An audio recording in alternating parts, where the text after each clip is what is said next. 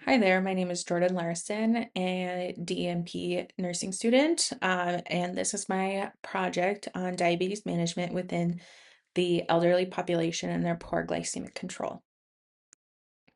So, looking at my committee members, my chairpersonnel was Dr. Dawn Matz from the college, second reader, Dr. Jennifer Theo, and Stephanie Nordby, physician's assistant, was my community support.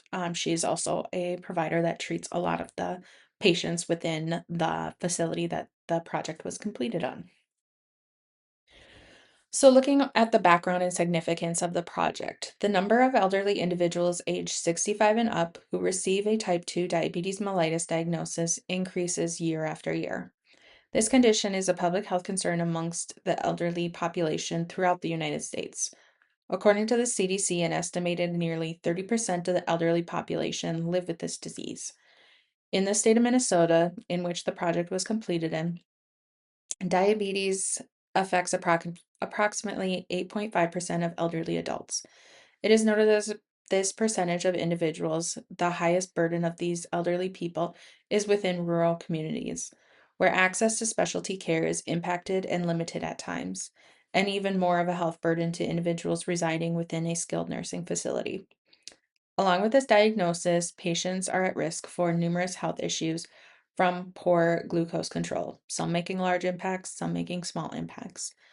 This is a reason why glucose control is so crucial to this population in attempts to assist in controlling their other comorbidities or avoiding them to the best of their abilities. One of the most effective methods in assisting these individuals is through continued education on the management of their disease. Before the scholarly project, the facility in which the project took place in did not have any extra monitoring placed into their type 2 diabetic patients' plan of care. The facility director of nursing, or DON, reported that there were no resources for the nursing staff to implement to assist these individuals in maintaining a targeted glycemic control. Due to this lapse in resources, the DON identified the need for a quality improvement project to be completed. The PICO question that guided this quality improvement project is: in elderly patients diagnosed with type 2 diabetes, how does comprehensive diabetic management education compared to standard diabetic management influence a patient's glycemic control over a 10-week period?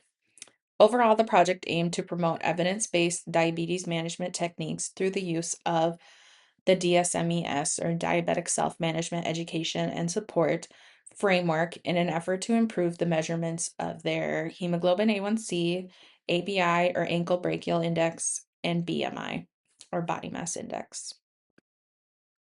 Now moving on to the review of the literature. The implementation of a diabetes checklist is supported by current evidence-based approaches on chronic disease management within skilled nursing facilities. There is additional evidence that supports the use of standardized checklists to assist in improving patients' adherence to evidence-based guidelines for type 2 diabetic management and assist in varying treatment plans in their plan of care for this vulnerable population. One of the key evidence-based practice resources that was utilized in this project was the DSMES framework. This framework was recognized and backed by the American Diabetes Association in 1986. The framework was found to greatly assist with patients' glycemic control. As the time has passed, the DSMES education has been proven to be most effective when provided in person.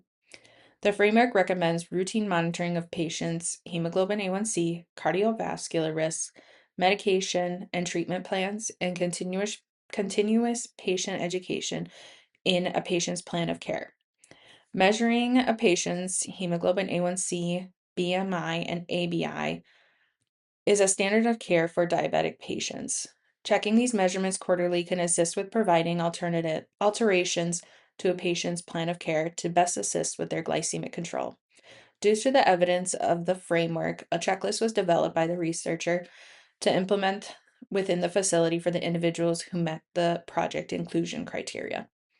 There is evidence to support the use of a structured care processes to improve diabetic patient outcomes that extends beyond the clinical practice guidelines. In a systematic review that I reviewed, um, There was findings that multifaceted quality improvement interventions like standardized protocols, care checklists, and provider feedback are utilized. There is an associated improvement within the patient's hemoglobin A1C and adherence to the recommended evidence-based plan of care. Although there is a lack of standalone checklists evaluated within skilled nursing facilities, there is a strong evidence from long-term care and primary care settings that suggests that this tool could assist in improving the consistency of care in the clinical practices. Clinical checklists within quality improvement projects have additionally been associated with improved compliance with providers following current critical guidelines for their patients. They have also enhanced provider communication with other healthcare team members for their patients, and most importantly of all, improve patient outcomes throughout the various healthcare settings. All of these findings support a strong justification for the use of the checklist within the setting that the project took place in. Now, looking at the theoretical framework, so overall, the project was guided by the Iowa model of evidence-based practice, providing a structured framework for identifying the problem, evaluating the evidence, and implementing an intervention and assessing the outcome. The DMP project was concluded in a certified skilled nursing facility in rural Minnesota. The population within the facility is a vulnerable population that has a significant number of individuals who are living with type 2 diabetes. These individuals are prone to severe effects of poor glucose control. The project utilized a checklist, which, as you can see here on the screen, this is the front and then the back of the checklist, was designed to assess the pre and post intervention measurements. The facility staff were trained at the beginning of the project on the inclusion criteria, project purpose, and how to use the guide. The staff collected both the pre-intervention measurements and recorded the information on each individual's checklist form at the beginning of the implementation and then again after the 10 weeks post-intervention. The staff provided the participants with the DSMES education. Between the measurements, there were a total of 15 potential participants who are identified within the facility. The tool is valid in a sense of measurements that assist in determining one's glycemic control, but there are numerous other measurements, such as a lipid panel or kidney lab test, that could be obtained to make the assessment of one's control. Throughout the checklist implementation, the participants' BMI, ABI, and hemoglobin A1C were measured at the beginning of the project and compared to the end of the intervention that was being carried out. Continued education was provided by the staff, and clear communication was established throughout to ensure that questions were answered and a clear understanding of the project's aim was ensured. So looking at the methods and design, quantitative data was used in a quasi-experimental design to determine if the diabetic checklist guide assisted in the participants meeting a more targeted glycemic control based on the initial data and post-implementation data. The design was selected because the data would be compared to answer the project questions were all experimental. The quasi-experimental design was selected as the project was determining a cause and effect of the checklist intervention. The project design provided a practical and sustainable approach to improving diabetes management within the facility by generating the necessary measurable outcomes that support the continued need for the checklist, such as the one created. A checklist was further developed in an effort to answer the question, and the staff of the facility were trained on the checklist use and then the project and overall goal. The data was recorded by the staff on the checklist guideline. The checklist was in place for the staff to use in improvement of the pre and post intervention measurements. Additionally, the staff provided the patient education on the DSMES framework to the patients between the post-intervention measurements. The project began in September of 2025 with the pre-intervention data collection between September 29th and October 1st, 2025, and the post-intervention data collection between December 16th and December 18th of 2025. So looking at the sample, descriptive statistics serve a purpose to present a summary of information on the characteristics and distribution of values within a specific study. The descriptive statistics provide a summary of the data collected throughout the project. These include the pre- and post-interventions of ABI, BMI, and hemoglobin A1C, and the effects of the patient education provided by the staff members on these measurements in accordance with the DSMES guidelines. There was a total of 15 potential participants that were identified to have a type 2 diabetes diagnosis within the facility. And in the end, the size of the project consisted of 11 individuals who were able to complete the checklist. Inclusion criteria for the participants to be included in the data collection include residents age 65 and older at the start of the project implementation, living within the skilled nursing facility as a resident, a confirmed diagnosis of type 2 diabetes mellitus from a licensed provider, and a BIMS score of 13 to 15. BIMS stands for Brief Interview for Mental Status. It's a short cognitive screening of a person's abilities. A score of 13 or greater indicates intact cognition, and a score of less than 13 indicates a severe or moderate cognitive impairment. Exclusion criteria for the participants to not be included within the project included residents who were under the age of 65 years old, residents who do not have a confirmed diagnosis of type 2 diabetes from their provider, and a BIMS score of 12 or less. The inclusion and exclusion process was completed by the skilled nursing facility staff for the residents within the facility. They reviewed the residents' medical records to determine if they met the criteria to be a potential participant within the project. And now looking at the data analysis. From these checklists, the data was entered into an Excel spreadsheet document. This document assisted in identifying the differences of all the measurements to assess if there was a positive or negative impact on the participants' glycemic control measures. The statistical analysis that was used was a paired t-test. Paired t-tests are utilized to make a contrast between two groups. So in this case, there was the comparison of the individuals who met the inclusion criteria and their pre and post intervention measurements. For a paired t-test to be run, the assumption of the variables must be normally distributed for both measurements. The Shapiro-Wilk normality test was used to test for normality. Both the pre and post intervention scores for all three measurements can be assumed to follow a normal distribution since there were no significant p-values below 0.05. And you can see here in figure 1, this was my test of normality to assume the normal distribution. Looking at the results, upon reviewing the paired t-test and the test of significance, and the test is significant as one-tailed if the significance is less than 0.05. And of the tests, only the hemoglobin A1C measurement had a reported significance less than 0.05.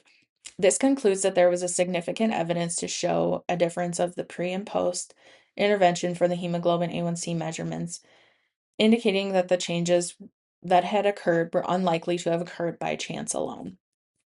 The ABI and BMI measurements concluded a reported measurement over the 0.05, meaning that there is no significant evidence to show a difference between these measurements. As you can see here, figure 1 is the paired t-test sample statistics for the data on the measurement means. Figure 2 is the paired differences of the sample tests. And figure 3 exhibits the comparison of the average of the hemoglobin A1C, ABI, and BMI pre and post intervention. Figure 3 is the one that you can see greatly just by example that the intervention measurements um, were effective. So like looking at the ankle brachial index, we would see a positive increase in this. Uh, and like the hemoglobin A1C, we would expect a decrease in that. The body mass index, unfortunately, you did see a increase in that post implementation. There were noted project limitations, the first being obviously the small sample size of the individuals who were able to complete the checklist. Due to the sample size being small, there are varying noted effect sizes for the differences of the measurements of standard deviations. The timeline for the project appeared to be adequate for assessing the short-term effects of these measurements through the 10-week project period, but significant effects are limited due to the short time frame and limited participant size. The diabetes checklist demonstrated that its implementation had a statistical impact on the individual's hemoglobin A1C measurements, but not their ABI or BMI measurements. This concludes that the intervention and project completion partially answer the PICO question that was developed, as there is positive impact on the patient's hemoglobin A1C measurements or after the 10-week period. There are numerous other strengths that the project provided. The checklist was noted to improve the consistency of diabetes management within the skilled nursing facility by promoting adherence to evidence-based guidelines. The nursing staff reported greater confidence in completing recommended diabetes assessments and appreciated having a structured tool to guide the patient's care. Rounding providers reported an improvement in communication among residents, healthcare team members for the various comorbidities that are impacted by type 2 diabetes management, like patients, providers that specialize in cardiovascular health. There was also noted improved workflow efficiency resulting from providing the standardized process for diabetes management, monitoring, and overall decreasing any omitted assessments.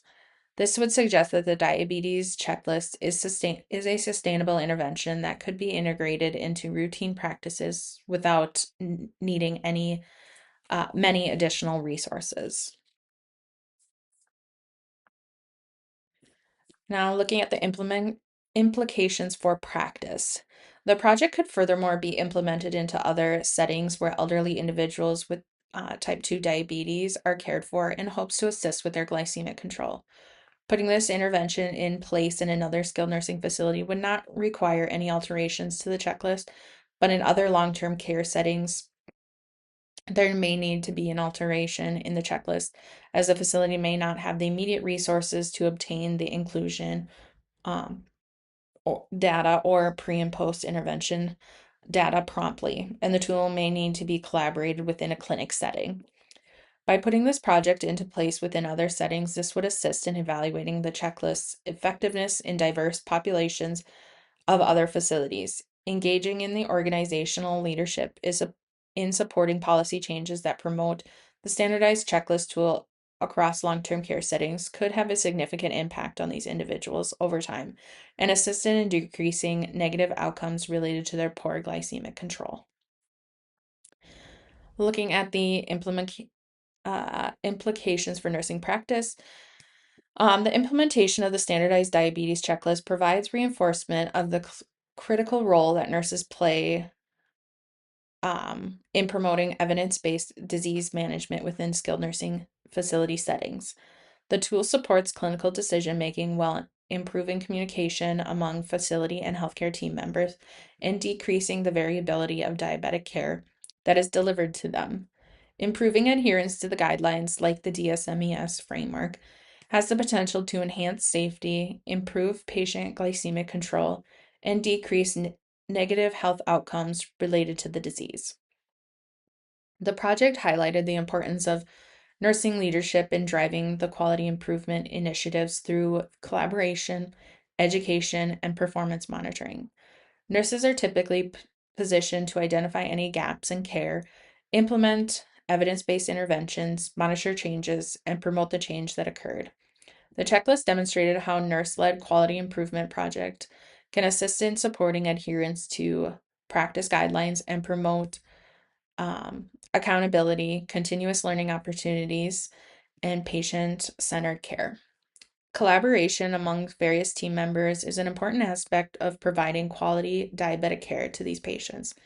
Incorporating a standardized diabetes checklist into their care assists in ensuring that the residents receive consistency regardless of the nursing staff taking care of them or the provider that they are visiting.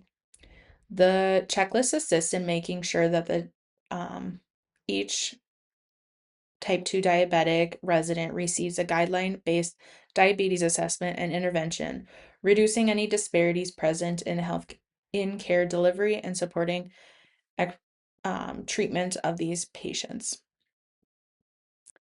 For future research, there was demonstration of the potential scalability into other skilled nursing facilities that are seeking to improve patients' glycemic control by utilizing the standardized tool. Contribution to the growing amount of evidence supporting quality improvement projects within long-term care settings.